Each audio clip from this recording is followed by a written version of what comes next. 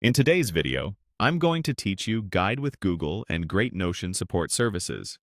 We're going to move from a simple Google search all the way to creating a new Notion page, adding an inline database, and grouping it by the name property so your information stays organized and easy to scan. If you have a Notion account and access to your workspace, you're ready to go. Start by opening your web browser and heading to your favorite search engine. Type Notion into the search bar. In the results, look for the official Notion site at notion.com and click through.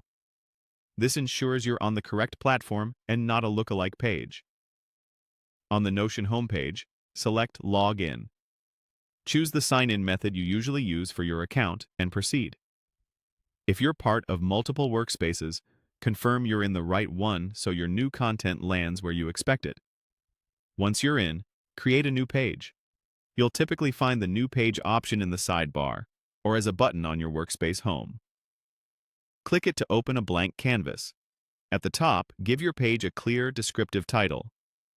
Think of it like labeling a folder, something that makes it easy to find later and immediately tells teammates what it's about. Next, click into the body of the page. This is where you'll add content blocks. On a fresh line, hover to reveal the small plus icon to the left and click it to open the block menu.